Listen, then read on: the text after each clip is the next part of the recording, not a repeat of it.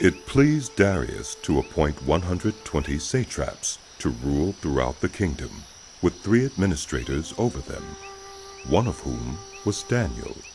The satraps were made accountable to them so that the king might not suffer loss. Now Daniel so distinguished himself among the administrators and the satraps by his exceptional qualities that the king planned to set him over the whole kingdom.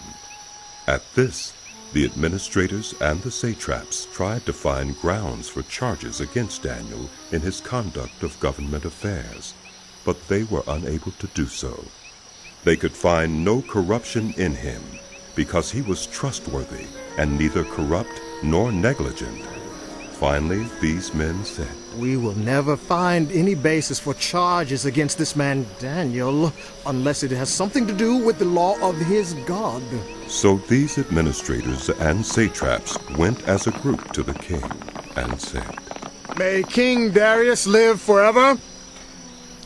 The royal administrators, prefects, satraps, advisors, and governors have all agreed that the king should issue an edict and enforce the decree that anyone who prays to any god or human being during the next 30 days, except to you, your majesty, shall be thrown into the lion's den.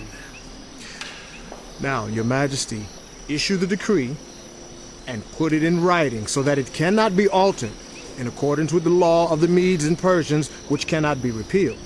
So King Darius put the decree in writing. Now when Daniel learned that the decree had been published, he went home to his upstairs room, where the windows opened toward Jerusalem. 3 times a day he got down on his knees and prayed, giving thanks to his God, just as he had done before. Then these men went as a group and found Daniel praying and asking God for help. So they went to the king and spoke to him about his royal decree. "Did you not publish a decree that during the next 30 days, anyone who prays to any god or human being except to you, your majesty, would be thrown into the lion's den?" The king answered, "The decree stands, in accordance with the law of the Medes and Persians, which cannot be repealed." Then they said to the king, "Daniel, who is one of the exiles from Judah, pays no attention to you, your majesty, or to the decree you put in writing. He still prays 3 times a day." When the king heard this, he was greatly distressed. He was determined to rescue Daniel and made every effort until sundown to save him. Then the men went as a group to King Darius and said to him, "Remember, your majesty, that according to the law of the Medes and Persians, no decree or edict that the king issues can be changed." Very well. So the king gave the order, and they brought Daniel Throw him into the and lion's den. threw him into the lion's den. The king said to Daniel, "May your God, whom you serve continually, rescue you." A stone was brought and placed over the mouth of the den, and the king sealed it with his own signet ring and with the rings of his nobles, so that Daniel's situation might not be changed. Then the king returned to his palace and spent the night without eating and without any entertainment being brought to him, and he could not sleep. At the first light of dawn, the king got up and hurried to the lion's den. When he came near the den, he called to Daniel in an anguished voice, "Daniel, servant of the living God, has your God, whom you serve continually, been able to rescue you from the lions?" Daniel answered, "May the king live forever.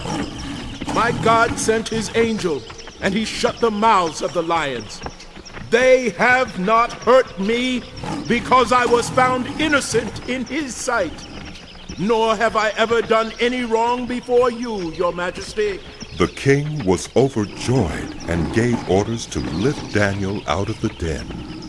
And when Daniel was lifted from the den, no wound was found on him, because he had trusted in his God. At the king's command, the men who had falsely accused Daniel were brought in and thrown into the lion's den, along with their wives and children. And before they reached the floor of the den, the lions overpowered them and crushed all their bones.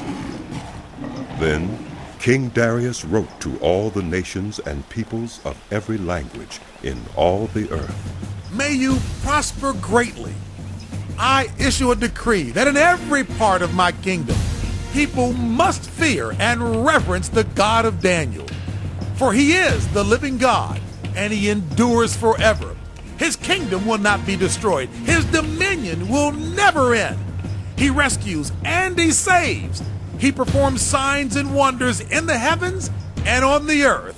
He has rescued Daniel from the power of the lions.